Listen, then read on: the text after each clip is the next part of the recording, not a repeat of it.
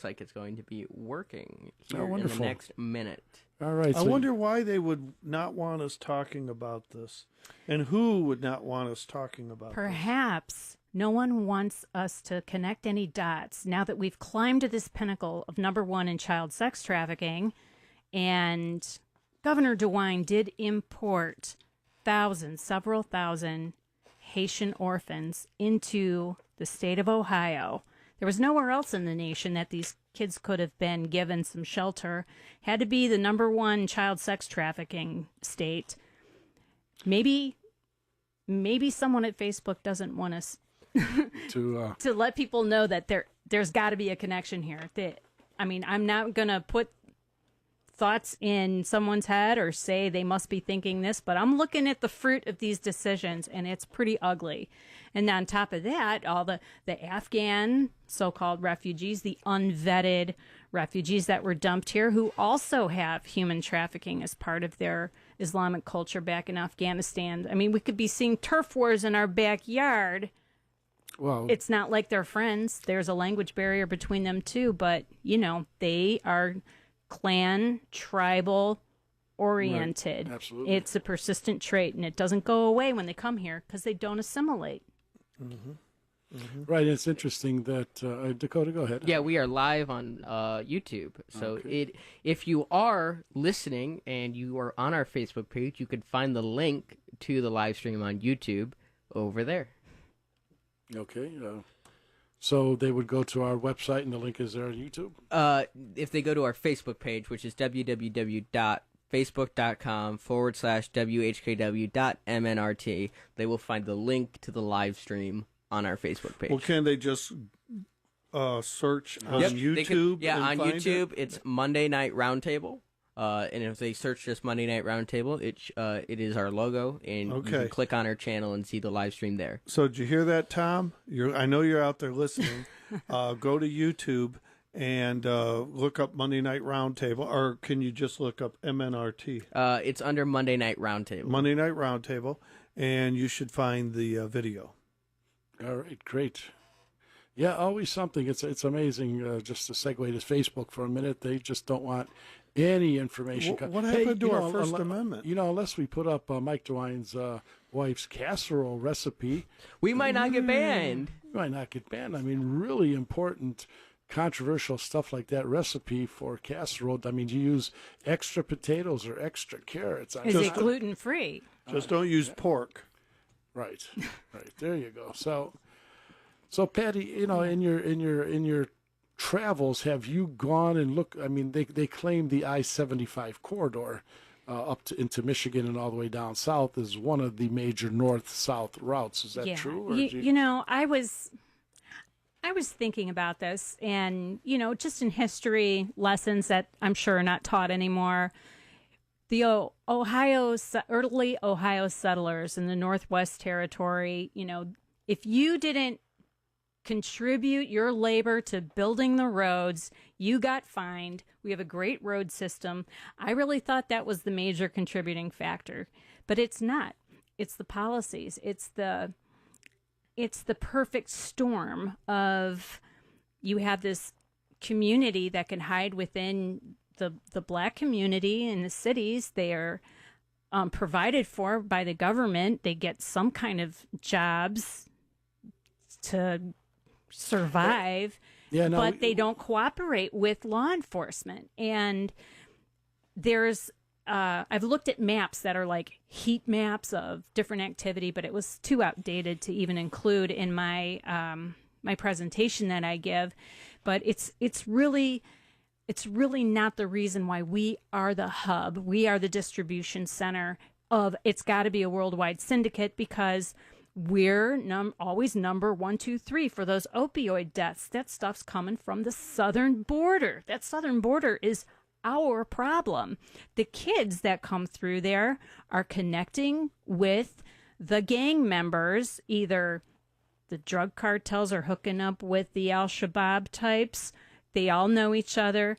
The kids and the drugs are coming across the border at the same time, or these numbers wouldn't be so close. Right. And in order to get interagency cooperation and strategic policies that actually use the guiding principles of recognizing internal patterns and persistent traits of immigrant and refugee groups. Until we get there, it's only going to get worse. How can you get worse than number one? I mean, number one in the world. And oh boy, we could shoot for that information too. Maybe we're not the origin of the children. Maybe they're not Ohio children specifically. We don't know because there's no real way of counting them, though best efforts have been given in a study out of University of Cincinnati. We're definitely a destination.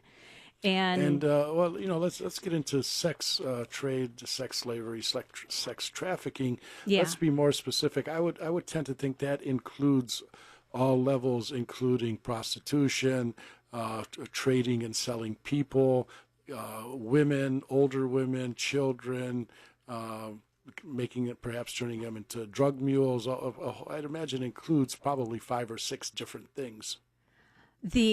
The human trafficking aspect of the rankings, I know that we're up there, but the child sex trafficking, I mean, these are the weakest among us, the people that need the most protection.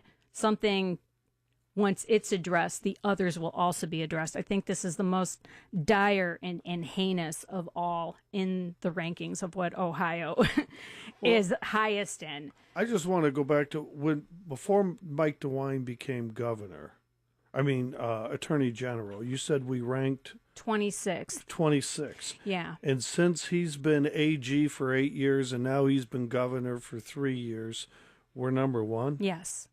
We went from 26 to number one? Yes. That doesn't happen on accident. He has to be looking the other way. But either he's negligent or he is knowingly looking the other way. It's one or the other. In both of those scenarios, a bad governor makes. Yes. But, Patty, we're talking during the break. We also have the Bureau of Criminal Investigation, BCI, which is maybe the state counterpart to the FBI. And we have seemingly a reasonable, good Attorney General, Dave Yost. What are they doing? Yeah, there have been some serious busts. There was a huge bust of human traffickers. They were Somali Americans that were from Minneapolis, Minnesota, to Columbus, to Nashville, the Somali girls. Mm-hmm. But the, like how we have people come across the border, but there's all these gotaways, and they can only guess how many got away. I believe strongly that we are in that situation where we've got a lot of trafficking that is not even being counted, and those that are maybe being counted in one agency aren't being accounted for in another as human trafficking. And it's so complex. I can't get into it and make sense of it all in a little snip, but I can say that also up there ranking, think about this, people, wonderful listeners and my friends in the studio. We are also the number one consumer of free online pornography. Ohio is. Oh boy! And we've got some of these Chinese investors, along with other, let's just say, Middle Eastern, Somali. They own Brazzers, which is headquartered in Canada, but they dump their advertising of these humans into Ohio. Ohio has the number one cryptocurrency exchanges per capita in the nation. We're the number one receiver of unsolicited pornographic advertising. So how could we, and with the number 2 largest population of Somalis in Columbus, I mean, it's worthy of investigation. Now, the cryptocurrency exchanges, that's how they're getting away with it, because it's not trackable. You can buy and sell sex with the pornography. These kids are being profited off of and used over and over and over and over again. And Well, Patty, it's even gets more insidious and worse. What they're doing is now they're having these headsets that create virtual realities, and what they're doing is they're actually putting these big masks on the women and basically clamping it to their head and putting them into virtual situations where they are being prostituted out in a virtual setting where people are generating bitcoins off of that, and they are basically chained to their chair. The headset, the virtual reality headset, is tied to their head, and they are basically doing virtual sex acts and generating Bitcoin for whoever is, so they don't have to go out on the street and worry about dressing up. And they're actually participating in these settings and discos, nightclubs, street settings or whatever, and they're literally virtual reality slaves. So this is a reason for conservatives, Christians, law-abiding citizens, decent people. This is the reason to not invest in cryptocurrency, in Bitcoin. I mean, yeah, it could be profitable, but it is feeding the underworld. Right. Love of money is the root of all evil, it as is. you know. So we know it that. is, and there's a lot of evil. But even quote more benign virtual reality now, there's actually a lawsuit going. A woman who was in one of these virtual. Again, you're in it, and as are thousands of other people. And now she's claiming virtual groping against another person for either, to be charged criminally or civilly because she was groped in this virtual setting. And it just gets more and more bizarre because I guess you could put, I don't know who's promoting this. Was this in Ohio, George? No, this is all over the country, all over the world. Okay. Yeah, it's a virtual.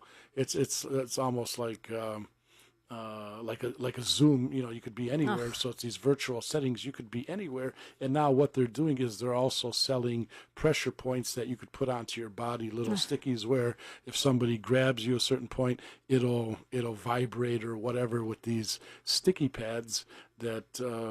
These contact points. I didn't even know about that stuff. Right. So it's more and more weird, creepy, disgusting.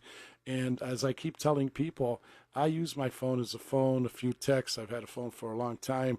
But this virtual crap, this creepiness, this constantly being connected, Dakota, I won't mention any names, Dakota, constantly being connected, I view it as a form of slavery. So very well can be. Patty, I know that George has mentioned that you were giving a presentation. You have an hour-long presentation. How would people, if there's a listener out there that would like to know more, or maybe they have an organization and they'd like to have you come and speak to, how could somebody reach out and get in touch with you?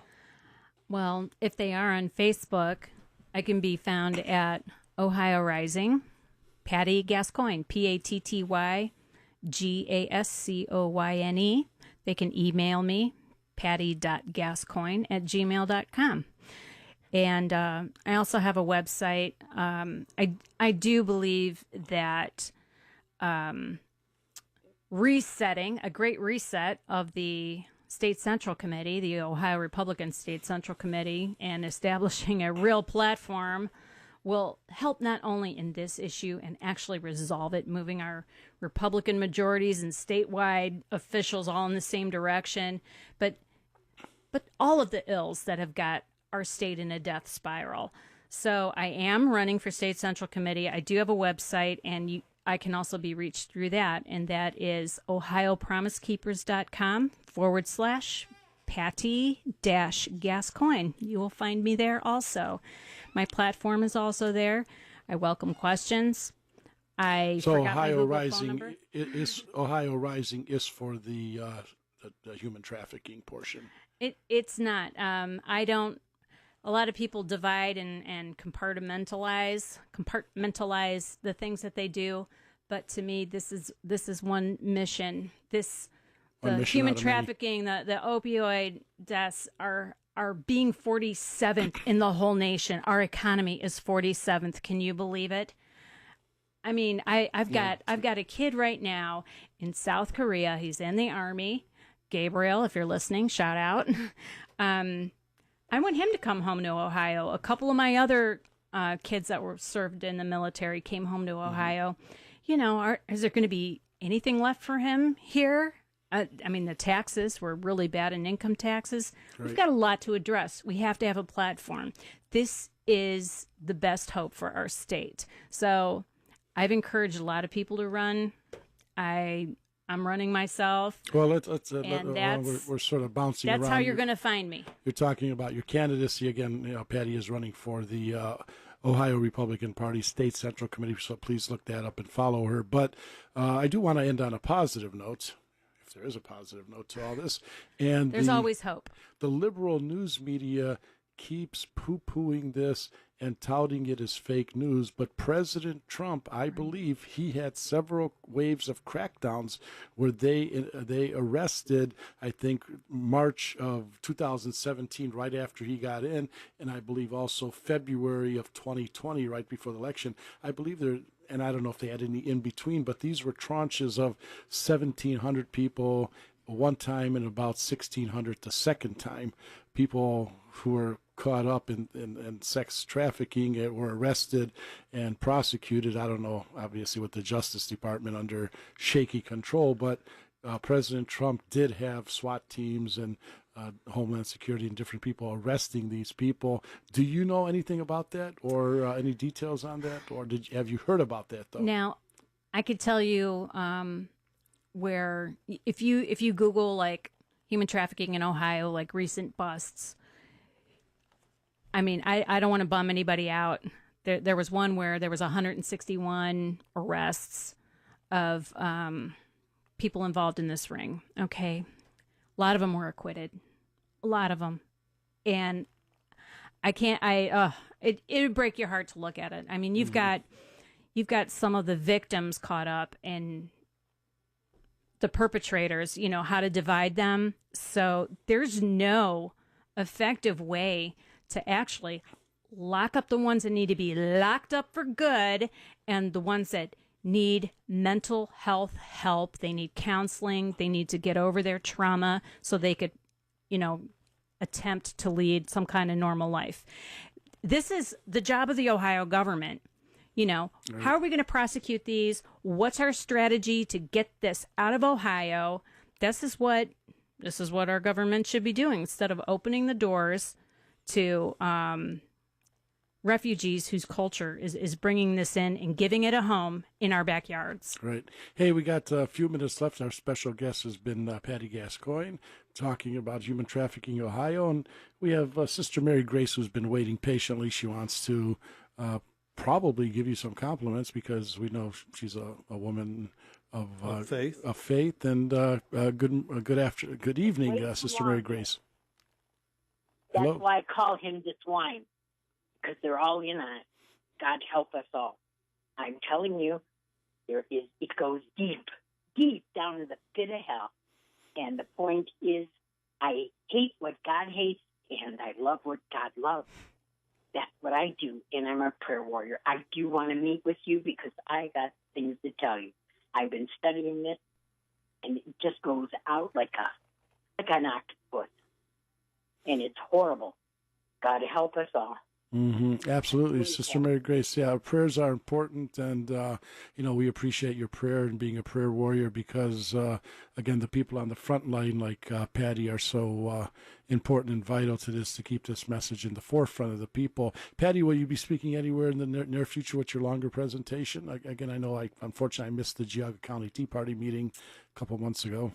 I believe in the Toledo area. Mm-hmm. Something will be coming up when I have the date and time nailed down. I'll pass it on to you fellas. Sure. Okay. In text group, email. Another group you should look at is Ohio Freedom Fighters, our friend Melanie Stolarski. They have meetings every Wednesday, and they're always looking for speakers and good presentations. They always have a crowd of anywhere from 1, 2, 3, 4, 500 people. So you may want to. Do you know Melanie Stolarski at Ohio Freedom Fighters? No, I do not. And I will say I have never charged any money to give this presentation. And donations that I had received went into equipment. I've got a projector and a screen and some audio equipment. So if there's a group that doesn't have that stuff, they don't have to worry about it. I'm able to furnish those things so everyone could see and hear and ask good questions. Yeah, well, we know being in the vineyards, toiling in the vineyards, that it's thankless. The best results is victories for good government, liberty, freedom, justice, and helping poor souls that are being human trafficked. It's ridiculous. It's absurd. It's obscene. It's hateful. So, Patty, our thanks to you for bringing that to the people's attention. And if you do have any speaking engagements, feel free to link up to either Steve or Dakota. Please call in and let us know so we keep us informed. All right. Thanks for having me, guys. I will keep you informed, because that's what we got to do. Keep each other in the know. All right. Well, a special guest this evening in our first hour has been Patty Gascoigne, talking about human trafficking in Ohio. Unfortunately, the leadership in Ohio is MIA, missing in action. And they need to amp up their game. They need to coordinate better. They need to bring in some resources and attack this problem. So we can't let our elected officials get away with just being benign here. Hey, this is Monday Night Roundtable. We'll be back with our next hour in about 5 minutes.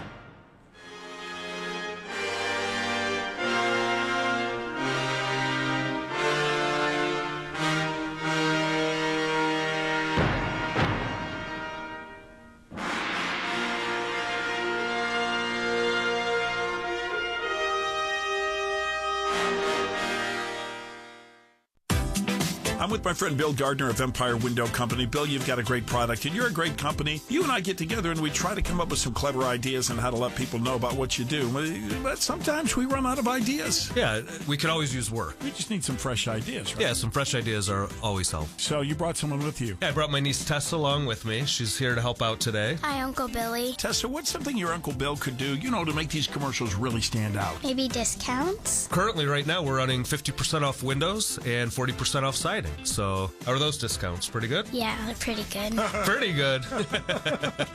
Those sound really good. Bill, I know you try to keep it simple. Quality windows at a fair price. Right. But I really think that Tess should say that. Quality windows at a fair price. And how should Uncle Bill treat his customers? Fairly and sweet and nice. New slogan? Fairly sweet and nice. I like that. Empire Window Company. Call 855-91-EMPIRE. WHKW, W245CY, Cleveland, encouraging you to head back to church this Sunday. A service of Salem Media Group.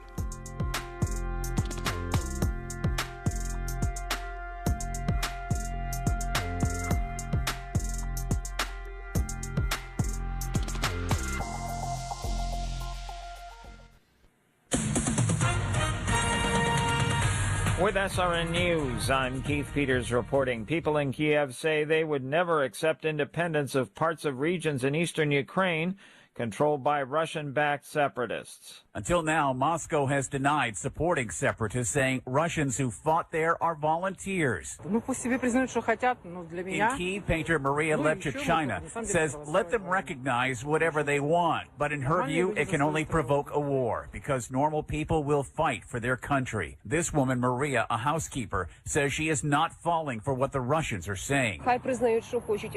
She says let them do what they want, recognize someone, organize referendums. But we and all the society don't recognize it and shouldn't recognize it. Another Ukrainian said they have to rely on the West, saying there's little chance Ukraine can do something about this. I'm Ed Donahue. Tensions in Ukraine will mean more money being spent at the gasoline pumps this spring and summer.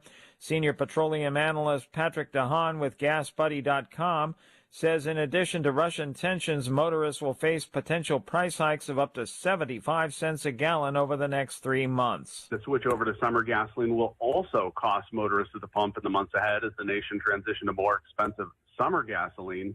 In addition, gasoline demand is starting to rise, not only in the U.S., but globally as COVID cases come down and Americans hit the road ahead of spring break.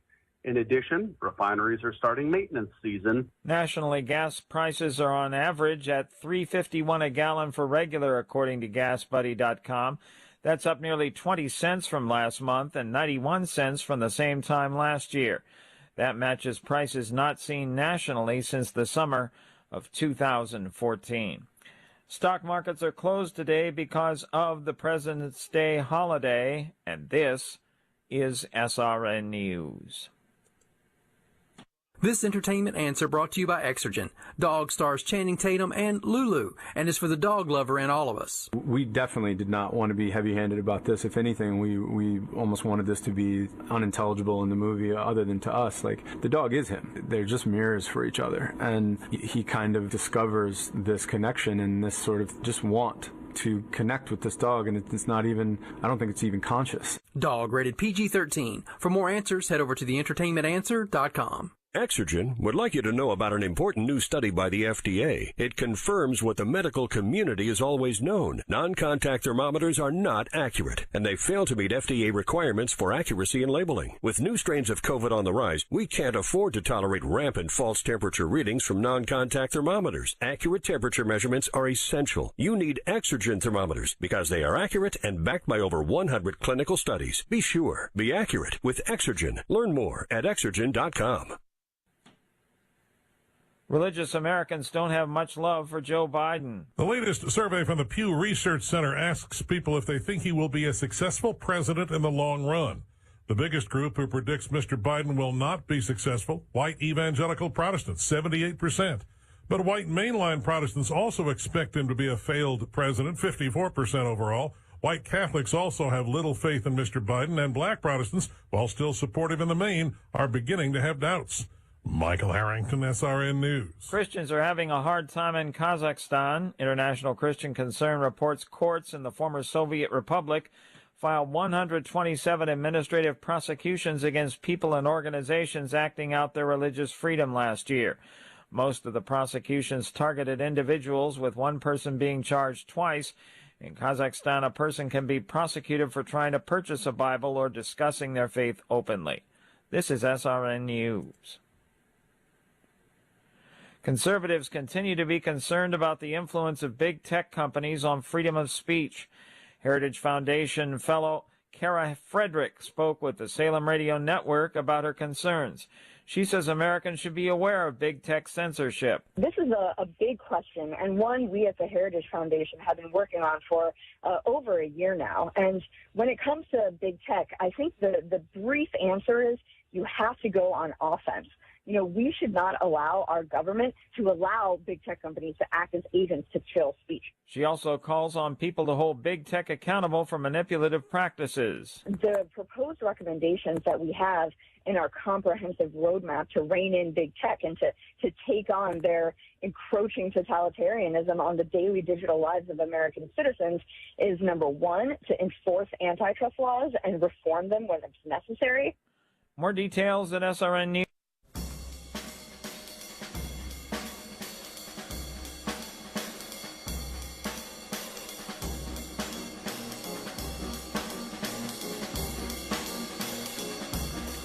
Hey, good evening. We're back on our second hour Monday Night Roundtable. George Satari in studio with co-host Steve Krause. Hey, good evening again. We're still here. Our youth co-host Dakota Sawyer. Hey. Color commentator in the back, monitoring, making sure everything's going streamingly, Don Larson, and Mr. Producer, of course, behind the glass in the incorrect baseball cap, the Cleveland Indians. Derek, get out. All right, I'll see you guys later. Yeah, our illustrious candidate for U.S. Senate, Matt Dolan, who is a part owner of the Cleveland Indian franchise, changed the name to The Guardian. He couldn't stand up to the three Indians that were protesting every year for the last 25 years. He folded like a cheap suit. So yeah. I don't know how he's going to stand up as a, quote, conservative U.S. senator against the deep state, the swamp, the moneyed interests, the globalists, the cabal, the Davos people. I just don't know. He's going to fold. He's going to fold like He's going to fold. He's going to fold like one of my suits. I got cheap suits too. Well, before we get started, Dakota, we started out the program last hour on Facebook Live, and what happened? And where are we now? So we got banned from streaming live on Facebook. Yeah, they don't want to talk about human trafficking. I mean, And that Ohio's #1 in the nation for human trafficking. So we got banned on Facebook. So being taking the intuition, we moved to YouTube, and we are live streaming on YouTube. But in order to find the YouTube page, you can search it by searching up Monday Night Roundtable. Unless you really want me to. On YouTube. Or you can go to facebook.com/whkw.mnrt. Which is our Facebook page, and we have a link. And the link is right there at the top of the page. You click on it, and you can watch the live stream from there. So, great. And we do have it we have the link posted on our website, MondayNightRoundtable.com. Good. That's wonderful. Great. Again, we had a disturbing last hour, but when we had President Trump in office and people do the right thing, this can be stopped. These people need to be perp walked. They need to be tried. It's amazing how much resources they devote to the January 6th rioters. These people are locked up. They're incarcerated. They're not getting their due process. They're not getting their day in court.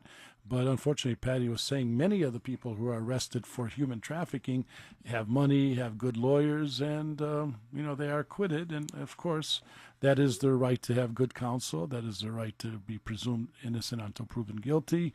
But perhaps the state doesn't devote enough resources because they don't care.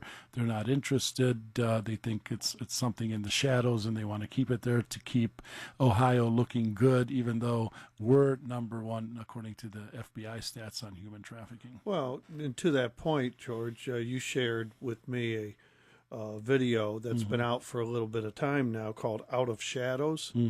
That was about an hour and 17 minutes long. That was about how the human trafficking and the sex trafficking of children has reached almost epidemic or pandemic, if you will, since we like to use that word so much lately. And it's permeated and infested all these levels of government with officials. And it talks about how Pizzagate, and, they use the word pizza, code word, and handkerchief, and how... Jeff Epstein's, but the Clintons flew to his sex island 25 times and was on their airplane. And it was just very, very revealing and very good video. Right. And unfortunately, what's happened, and of course, there's really nothing new under the sun. And our next guest, we'll be probably talking some of these things philosophically and historically, but since love of money is the root of all evil, after you got all the money and you got power, they get into more and more depravity because they don't know how to satiate their senses anymore with money and good wine and good food and becoming a gourmand and an Epicurean. It seems like they just move on and on and on. Then they get into these weird sex practices, weird deviations, power, slavery, abuse of people for the sake of abusing people. So it's just evil. It's demonic. It's demonic, and that's really what it boils down to. I mean, they were talking about Tony Podesta's emails, and they even went so far as saying the CNN guy said it's illegal for you to read the Podesta emails. You have to listen to us. We'll tell you what they say. Right, I like it when they say, I'd like to order an hour of pizza. Yeah, who orders an hour of pizza? Yeah. But it was, Out of Shadows. It's a video. You can find it. I think the link was on BitChute. It's outofshadows.com. Yeah, Out of Shadows. Out of Shadows. You could find it. But you should definitely take it's worth the watch. All right. Now, Steve, I just want to say we have, so many interesting topics. And do you have the intro and bio for our next guest, Professor I absolutely do. Give him a little intro, and it's quite impressive. So yes. Actually, give him a full intro because it's quite impressive. Right. I actually had the opportunity to talk to our next special guest, Dr. Myron Shipley, PhD, will discuss the rise and plague of teenage suicide. Okay. And he let me know that 8.9%, almost 1 out of 10 of teens have tried to kill themselves in the United States. Wow. Dr. Shipley taught language, philosophy, religion, and history at a variety of schools in Cleveland. He received a master's degree in Spanish at the University of Southern Mississippi and a master's degree in French at Case Western Reserve. Dr. Shipley received his... It's with a B, not a P. Oh, Shibley, sorry. Received his Ph.D. from the University of Cincinnati and has been a 6-time repeat guest to speak at the Oxford Roundtable in England. Wow. And some of those topics entail things like not only teenage suicide, but what I thought was fascinating, and this is what you had brought up, how he could prove the existence of God through natural law and prove how Marxism is the fallacies of Marxism through natural law. And so I think he may end up becoming a repeat guest, but we're very excited to have Dr. Shipley. To be honest, Shipley. I didn't realize that was going to be the topic because Professor Shibley, I'm really interested in Aristotelian logic and how St. Thomas Aquinas has commented on that to prove the existence of God from logic and reason. I also believe that God put the Aristotelians into place with their logic and reason because Scriptures itself is based on logic and reason, and Christ says, "Come, let us reason together." And I was actually just studying a little bit of Aristotelian logic yesterday with my friend, and he made an interesting point. He said everything in Scripture is not from a they're definitive statements. They're not done by reasoning of a premise and other premise and a conclusion. They're definitive statements, and you could take those definitive statements to make your syllogism. So eventually, we'd like to have you back on a fuller show, but I know what you're talking about will sort of dovetail with what Patty Gascoigne was speaking about.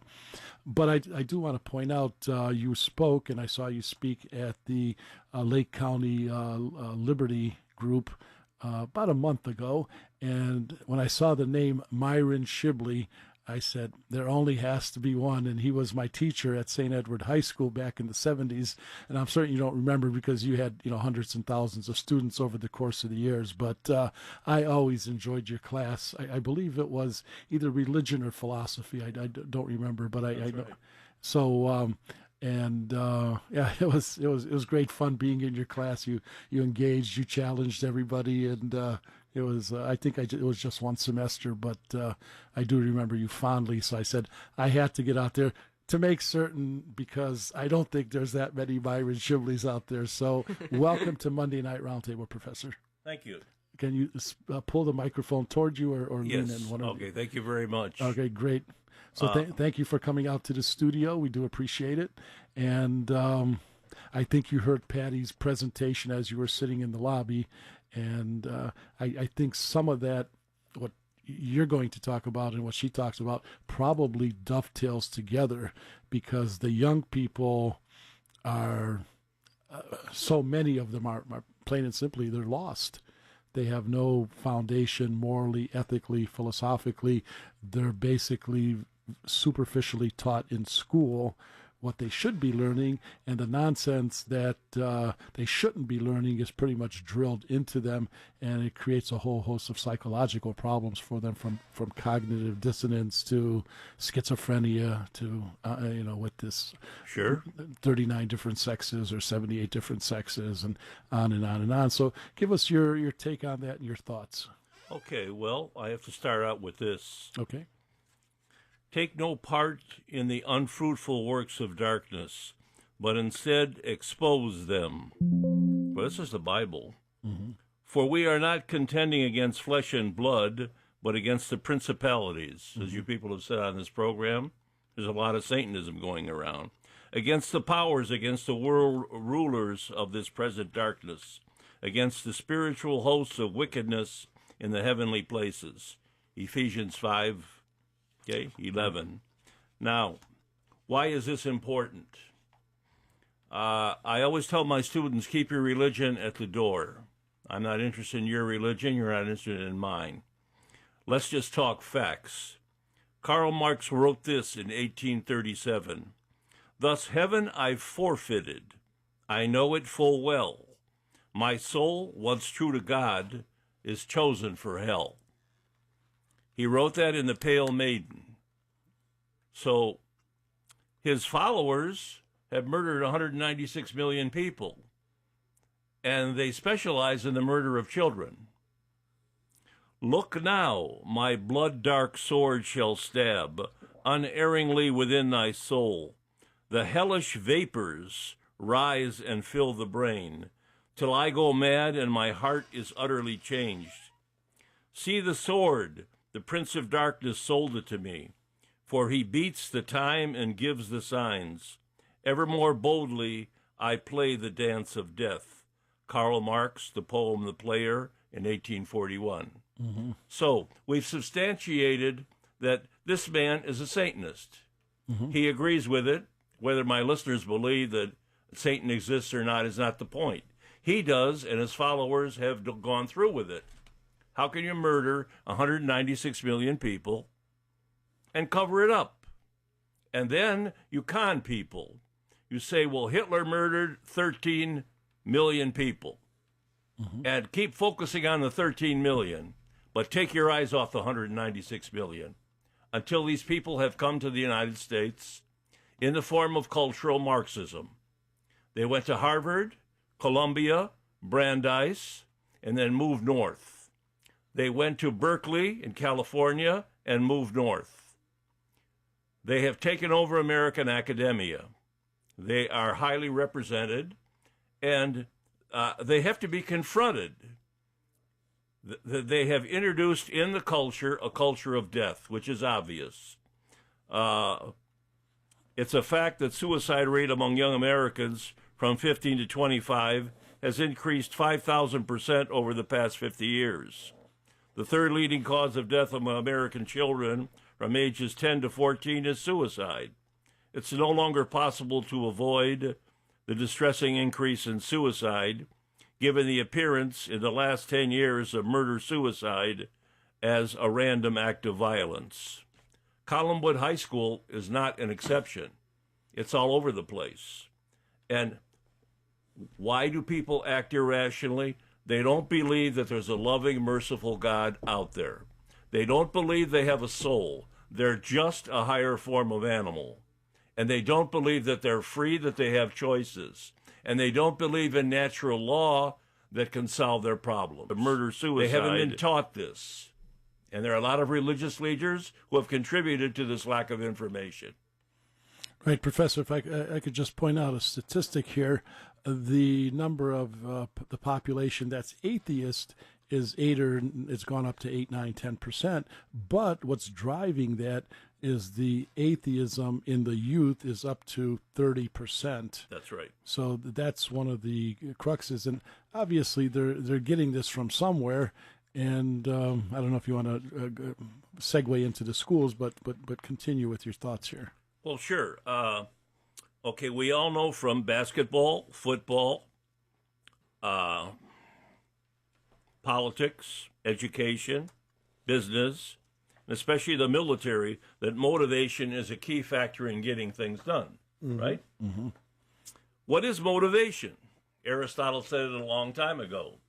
Nothing moves unless it's moved by something else. And to the extent it moves, it's moved by something else. We say, well, that's not true. Well, let's be very, very homey now and talk about Tom Brady and the Tampa Bay Buccaneers. Tampa Bay never did anything. Tom Brady comes down there and motivates that team. Mm-hmm. All of a sudden, they go to the Super Bowl, and they beat the physically most wonderful quarterback I've ever seen. He could complete passes falling down at 50 yards down the field. Mahomes. And Brady and Bunch beat them. So here's an example that Americans can use right in their backyard of nothing is moved unless it's moved by something else. Motivation and momentum are key in Aristotle. Mm-hmm. You have to be moved. Napoleon Bonaparte was great. He motivated people to do what other people thought could not be done. He moved them over vast expanses of land, 20, 30, 40, 50 miles a day. He was able to motivate people. Jamal Abdel Nasser got rid of the British and he took over the Suez Canal. He motivated the Egyptian people and the world community by the power of his personality. You can go to Bishop Fulton J. Sheen. You can go to Lenin in Russia. You can go to Hitler in Germany. Certain people are charismatic. They're motivational speakers. So, Newton may be right in physics, but when it comes to the human race, you got to use Aristotle. Nothing is moved unless it's moved by something else. So there's a question I would ask American youth. How do you move your hand? Your brain sends down sensations to the muscles. The muscles move the bones, and the bones move the hand. What moves the brain? Nice question. If nothing is moved unless it's moved by something else, then the biblical admonition, you can do nothing without me, stands firm. Because without the power of God, we couldn't move our hand. So that's proof that God loves us if you accept the fact that motivation and momentum are scientifically verifiable. You can verify that in sports, right? All the time. You can verify it in basketball. You can verify it in economics. You can verify it in business. So this is proof. Then the second way to get to God is cause and effect. We had a hard time building the Panama Canal, right? Mm-hmm. Very hard time building it. People died of malaria. That was an effect. And Walter Reed argued every effect has to have a cause. Every effect. He didn't know what it was, but he worked and he worked and he worked, and he found out it was the female Anopheles mosquito. Mm-hmm. Take oil, put it over all the breeding grounds of the female Anopheles mosquito. Goodbye female Anopheles mosquito. Goodbye malaria. Wow, the Panama Canal comes to force. So, if the atheists and all the liberals and the Marxists, they say there is no cause and effect, the world always existed, it just evolved. That's their main thing. It evolved over the course of time. Mm-hmm. Well, how could it evolve if the Big Bang Theory happened 13.7 billion years ago, when all of a sudden, in 3 minutes, 98% of the life forms existed? How'd that happen? Because Darwin said, natura non saltat. Nature never jumps. Well, we find it did jump, and that convinced Einstein to believe in God, because he knew the Big Bang Theory was true. He confronted a Jesuit priest and he said, your research is true. And he automatically believed in a creator. Dr. Anthony Flew was another one from Cambridge University. He's a fine man, a fine atheist for 30 years. Talked about atheism all over the place. A lot of atheists in England, and I met them. They're charming. They're very urbane people. They're very nice people, and they're friends of mine. Mm-hmm. They even asked me to go drinking the last time I was there. The first time it was funny. One guy mocked me out because he knew I was a Christian. So I said, okay, and I nailed him for four days straight. I went after him, and I went after all of them. But anyway, that's a personal thing from my experience at the Oxford Roundtable. But the last time I was there that they asked me to go drinking, because if you quote Aristotle against them, they have no place to go. Every atheist, when he's sick, he's got to go to the Cleveland Clinic, which is cause and effect, cause and effect, cause and effect all over the place. How can he deny it? He uses cause and effect. He loves cause and effect to get medically well. But when it comes to the universe, there is no cause and effect. Doesn't exist. That's funny. Yeah. It has always existed. And really, something can come out of nothing. Well, Louis Pasteur threw that out. People said, look, over here, you got spontaneous generation. Pasteur looked at him and he said, here's a microscope, and there's biology that there are living organisms that you can't see called bacteria. And he was the one that brought that to the fore. Something can't come out of nothing. Well, and, my daughter's favorite movie is The Sound of Music, and they have that line, nothing comes from nothing, nothing ever will. It's, one of the many songs in a great movie. So even quote, simple people know that nothing comes from nothing. Sure, and we constantly do this. We study history. What are the causes of the Civil War? What are the causes of Hitler's expansion? What could Hitler have done in Russia? What are the causes of this defeat, that defeat? We use causal knowledge all over. Businessmen are great with cause and effect. Mm-hmm. Hey, we're down this year. Mm-hmm. Here's an effect. What's the cause, guys? Come on, we got to get together and take inventory and bring in consultants and find out why it's down. Right. Yeah, business just doesn't go down on its own. There's something that provokes it to go down. Right. See? So we use cause and effect every day. Now, can you have chicken, egg, chicken, egg, chicken, egg, chicken, egg without a start? No. You can't have an infinite series of finite beings. It won't work. Somebody has to start it. Right. It has to be started. So the third one I think is very interesting. This comes from the atheists. Jean-Paul Sartre, Albert Camus, the existentialists. They all say, we come from nothing, our life is filled full of nothing, and we're going to nothing. And there's where your teenage suicide comes in. There's where a lot of kids are really hurt. Right. Because they feel this. They know this.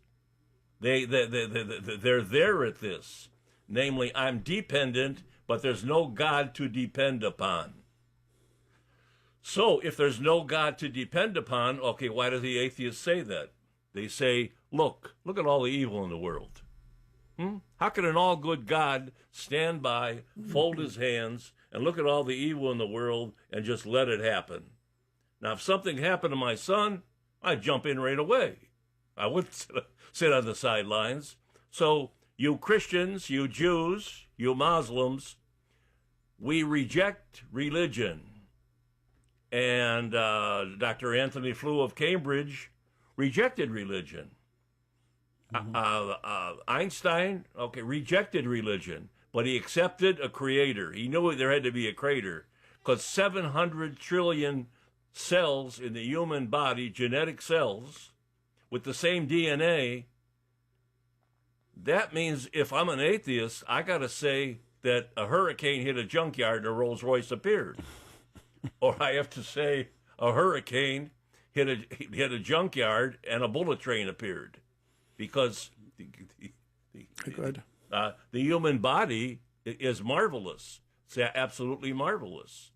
Hey, our special guest this evening is Professor Myron Shibley, talking about teenage suicides, but laying the groundwork through philosophy, why there's such a nihilistic attitude in the young people, where do they come from, where do they get that from, but meanwhile espousing some of the cause and effect nature of how people can believe in God. This is Monday Night Roundtable. Our number here is 888-677-9673, 888-677-9673. And Dakota, can you tell us how people could find us on YouTube now, since we've been banned by Facebook for being, talking about issues and problems and solutions? Yeah, facebook.com/WHKW.MNRT, or you can go to www.MondayNightRoundtable.com. All right, wonderful. We'll be back after this break for our last segment on Monday Night Roundtable. George Satari, Steve Krause, Dakota Sawyer, and our special guest, Professor Myron Shibley, speaking on the wonders of God.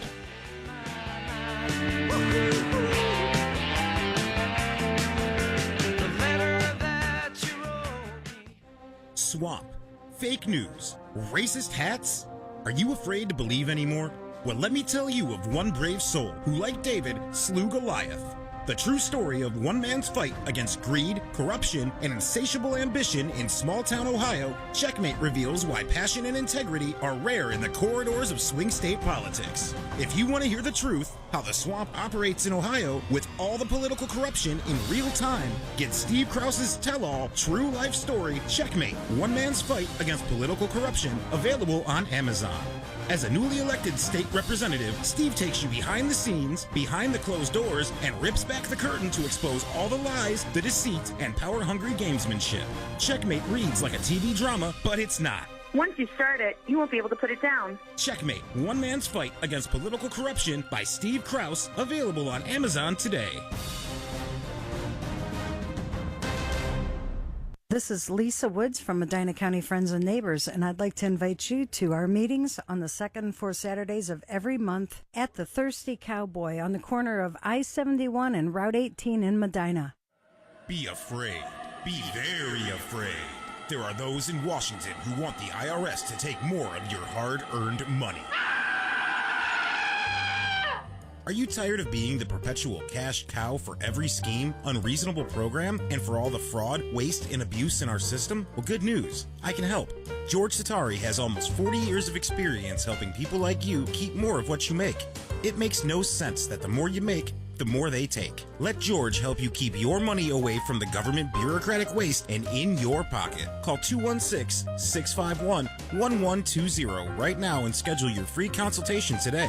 Instead of a victim, you'll be the victor. With many success stories, George helps with tax planning, estate planning, financial and business analysis, and more. The new tax law has many ways to save money with retirement planning, accelerated depreciation, up to 20% exception of net earnings, and so much more. Call 216-651-1120. That's 216-651-1120. You earn it. We'll help you keep it. That's George Satari, CPA, 216-651-1120.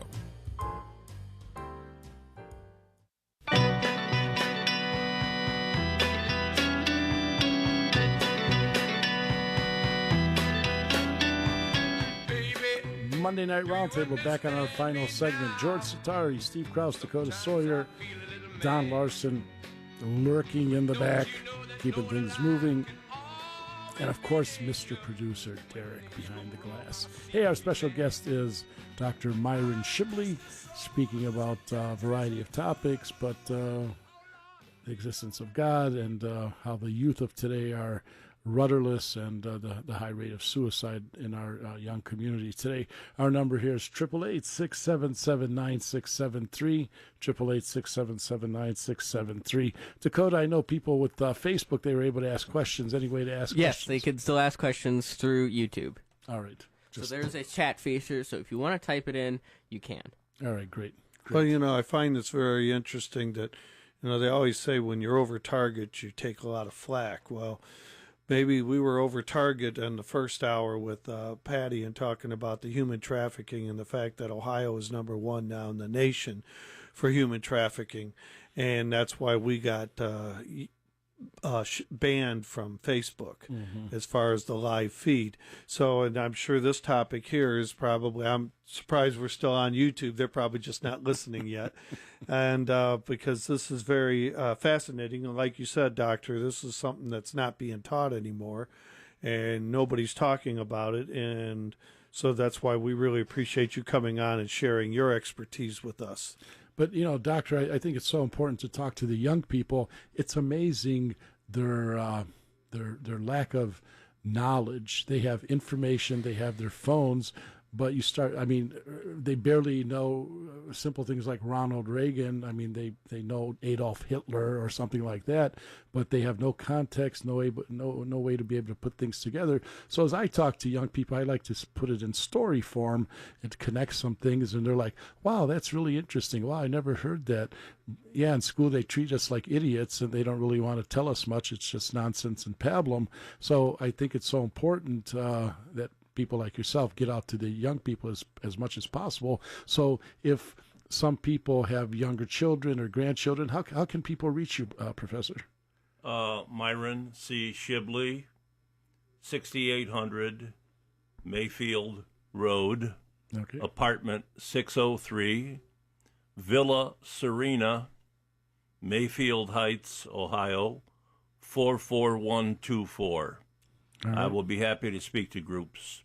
All right, great. And again, we'll have you back in the future. Unfortunately, we're only on once a week. And, we try to keep our topics timely, informative, entertaining, and we try to stay away from the topics that are pretty much beat to death by the mainstream media. Obviously, there's important issues like Ukraine and different things like that, but so many people are covering it and beating it to death. So we're happy to have you here talking, philosophically about proving the existence of God through logic and reason and Aristotelian logic. And, as I try to point out to people, you cannot explain the existence of God with scriptures, with something that they do not believe in. But I always say, if we know that abortion is wrong, it doesn't have to be explained scripturally. It can be explained secularly. The existence of God doesn't have to be explained scripturally. It could be explained through logic and reason. So that's how we need to convince our fellow citizens who do not accept scriptures as inerrant truth. So please continue however you want to proceed on the topic. Sure. Well, I will make a little deviation to help you. You can, through logic and reason, prove that abortion is totally false. Mm-hmm. It's a false philosophy of life, and it's an immoral action. How do you prove it? Well, okay, Aristotle says this. You have substance and 9 accidents. Substance is what a thing is in its core, the essence of a thing. The accidents are, well, if you have a green car or a blue car or a red car or a black car or a brown car, it's still a car. It is essentially a car, and color is superficial and accidental. It does not truly define the essence or the core or the nature of a car. Mm-hmm. Now, one of the accidents of Aristotle is place. If I sexually abuse you in the bathtub or in the garage or in the school bus or in the attic or in a park, you're still sexually abused. So place is an accident. If and you find this out in psychology, if I go to China, the one person I can't run from is myself. So I can go to China, I can go to Japan, I can go to France. I'm still essentially me. I'm still substantially me.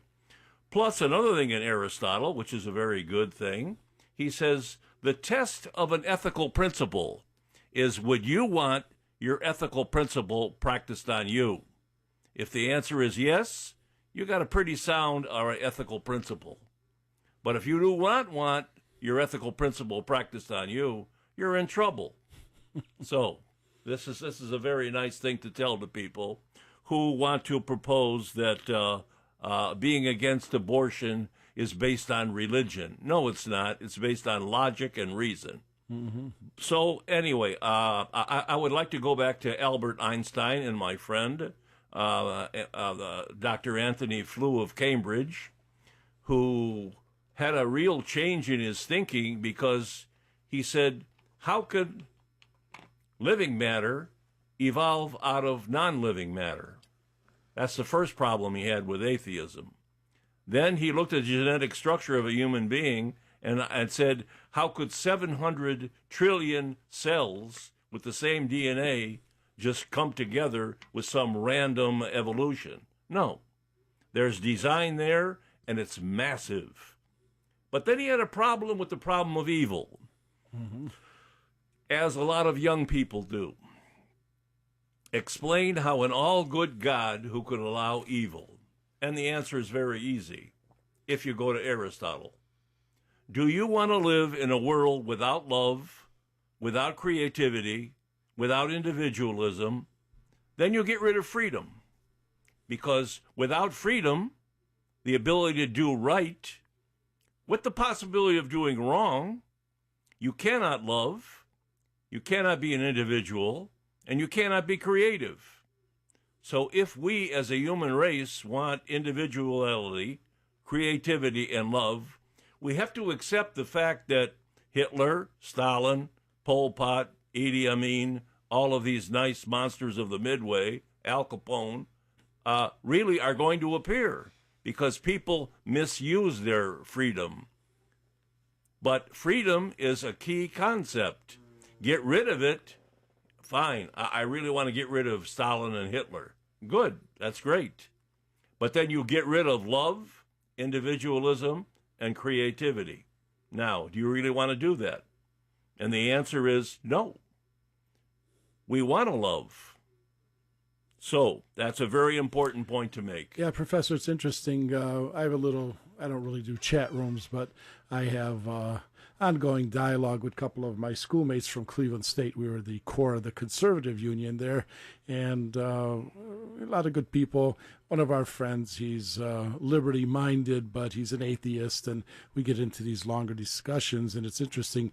Everything you mentioned that the atheist brings up, he would bring up too, and he's pretty easy to swat down because, again, I don't participate that much because my two friends who are retired, they have a little bit more time to swat him down. But it's amazing the arguments that he comes up with why he's an atheist. So you've really refuted a lot of his arguments, and I'll be chiming in a little bit using some of your points. Well, there's a very solid argument that they make. My father was born blind. I had a horrible time as a child because I had a blind father. Why? I don't know. Why did God allow it? I don't know. I know what caused World War I and 20 million dead. I know what caused Stalin to do what he did. He murdered 85 million people in Siberia, according to Alexander Solzhenitsyn. Mm-hmm. I know what caused the fighting in the Middle East. We know a lot about self-inflicted wounds. The human race specializes in murdering other members of the human race. Every 13 years of history, 12 is dedicated to war. But we don't know it all. There was a woman whose son was killed at age 25 on I-271. And I walked into the funeral, and I kissed her on both cheeks, and I said, "There are no words." I walked out. She saw me 6 months later, and she said, "You're the only one that made sense at my son's death." Mystery is scientific. Albert Einstein accepted mystery as a scientific fact. We know a lot about certain things, but we don't know it all. We know a lot about human misery, but we don't know it all. We can't point to every individual case. I know why your son died, and I know why your daughter has polio, and I know why your this beautiful baby has leukemia and has to go to St. Jude's Hospital. There are questions we can't answer, and the atheist says because you can't answer every question, you know nothing. That's the fallacy. Right. That's the fallacy that is very important to bring up to these people. We know a lot about human misery. We know that a human being is the only animal on this earth that knows what's good for him and does the opposite. He finds out what works and then stops doing it. He does the same thing over and over and expects different results. And he will bite the hand that feeds him. There's a saying that we used to use, no good deed goes unpunished. It's funny, but there's a lot of truth to it. There is a lot of truth to it. There's a lot of truth to it. It happens. No good deed goes unpunished. So to say that a human being is just a higher form of animal is totally anti-historical, and it's proven false by Aristotle, who starts out in the first book of his Politics, human beings are the best of animal or the worst. They're never just a higher form of animal. So this is the basis of Aristotelian logic. He sees things as they are in the real world.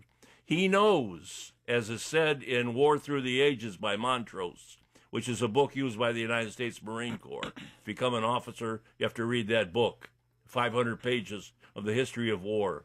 A human being is the only animal on this earth that will fight and die for an idea. The other animals will not do it. A lion will kill one deer, eat. Human being kills 100, wakes up the next morning and kills another 100.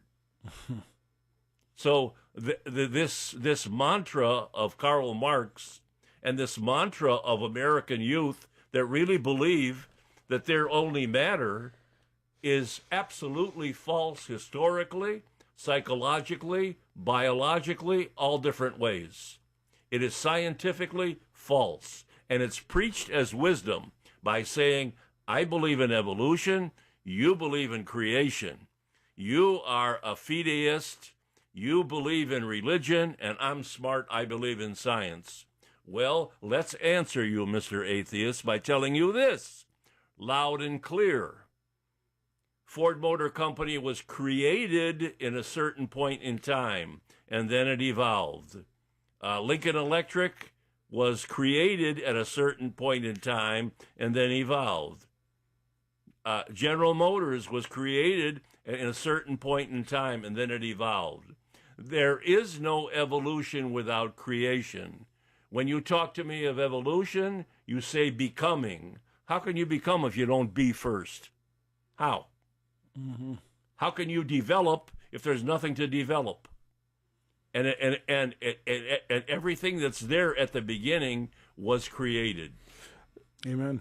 You know, Doctor, not to interrupt, but you made an analogy to me on the phone the other day about, and I don't know if it was 500 pigs or 500 sheep or what it was, but 500 pigs doesn't go to war with another 500 pigs.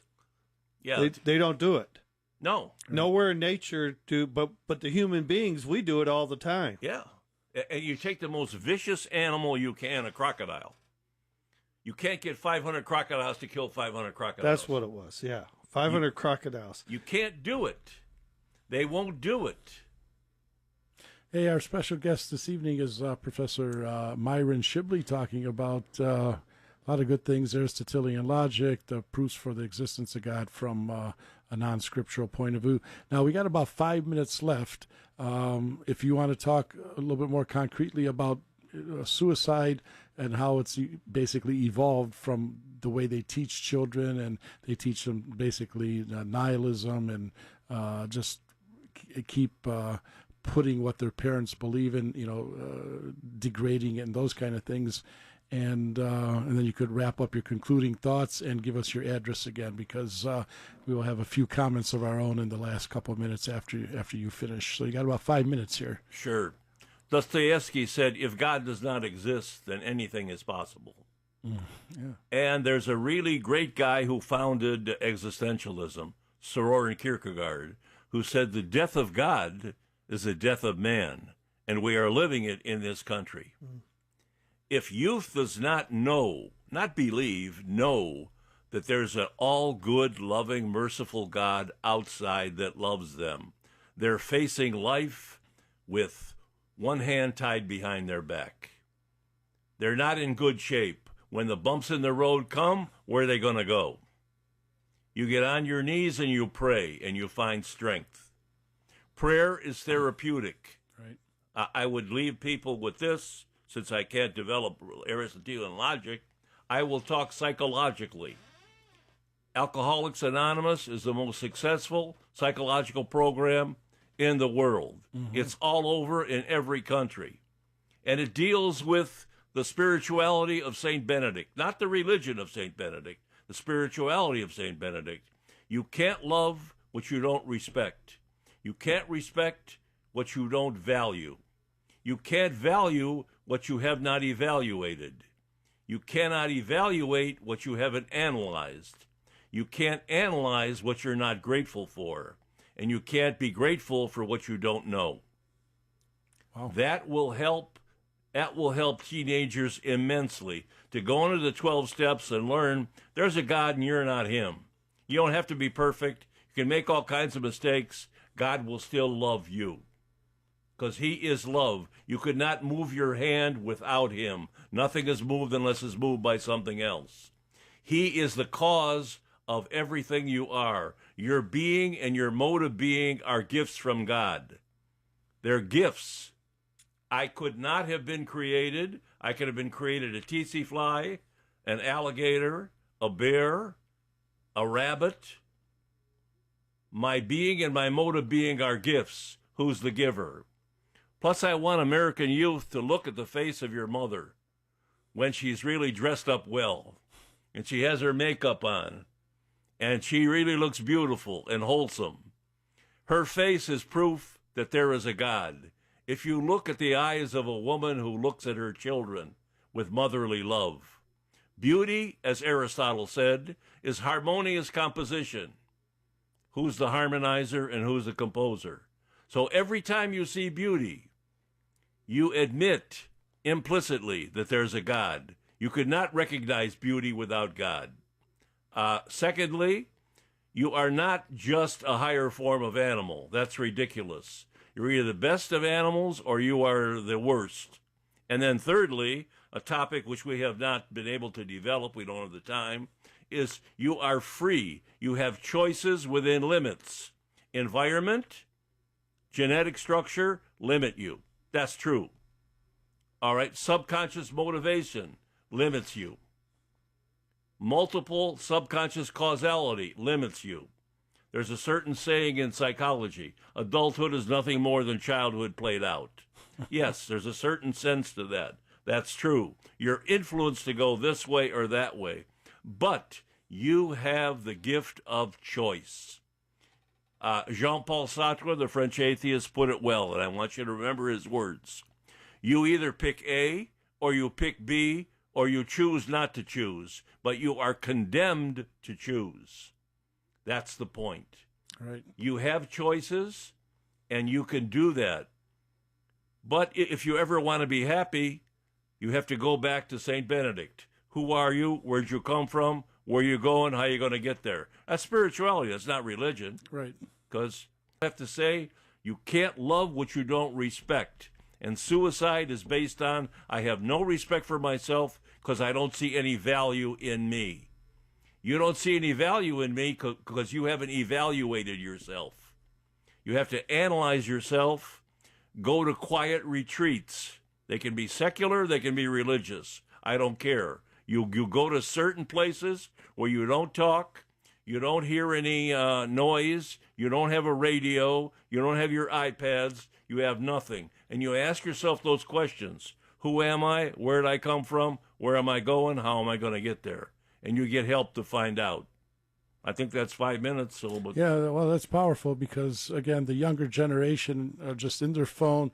They don't have a time for self-reflection, meditation, quiet, thoughtfulness, because it's constantly.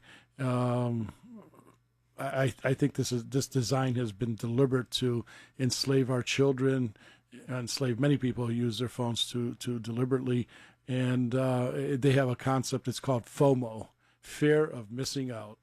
So, Professor Shibley, we want to thank you. We want to thank you for showing up, and obviously we'd like to have you more in the future. Let's have the address again. Yeah, give us your address one more time. Okay. Myron C. Shibley, 6800 Mayfield Road, apartment 603. The apartment complex is called Villa, V-I-L-L-A, Serena, S-E-R-E-N-A, in Mayfield Heights, Ohio, 44124. All right, thank you, Professor Shibley. Again, we've had several callers. They want to talk about different things. Usually we have a more open forum, but we appreciate and thank you for your presentation. We do have a few things some of the callers want to talk about. We have Bruce who wants to talk a little bit about McFan, Medina County Friends and Neighbors in the last couple of minutes that we have. Bruce, let her rip. You got a couple minutes. Yeah. Another great show tonight, but I did want to mention that this weekend, at McFan, Saturday morning, 8:30 to 10. The speakers are going to be Jim Renacci and Joe Knopp. Of course, that's Jim's running for governor, and Joe is his lieutenant governor running mate. So it's going to be a very powerful and informative McFan this weekend. So hopefully a lot of people will be able to make it there and listen to the future governor. All right, yeah, that's great. We ran into Lisa Saturday at the America Tour that was down in Canton. I couldn't make it Friday because we were fighting the establishment down in Columbus. Steve, I want to thank you for showing up at the literature table for the John Birch Society and giving out literature and information. And I was there Saturday with our friend Robert Owens, who's the coordinator for the state of Ohio for the John Birch Society. Tremendous crowd, tremendous reception, tremendous group of people. I think each day they had, obviously there was some overlapping, but probably my guess would be a couple thousand people, if not more. Easy. Again, General Flynn was there.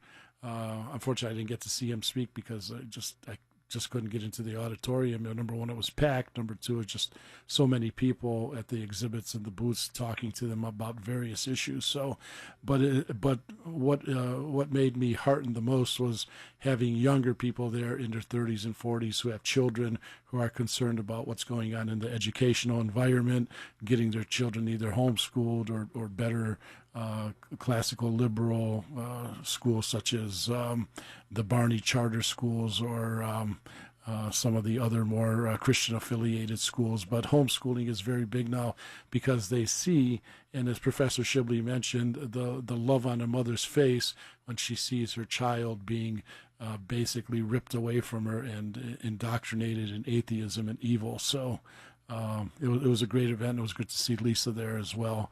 So, Bruce, hey, we thank you for that update. That's Medina County Friends and Neighbors this Saturday at the Thirsty Cowboy at the intersection of I-71 and Route 18.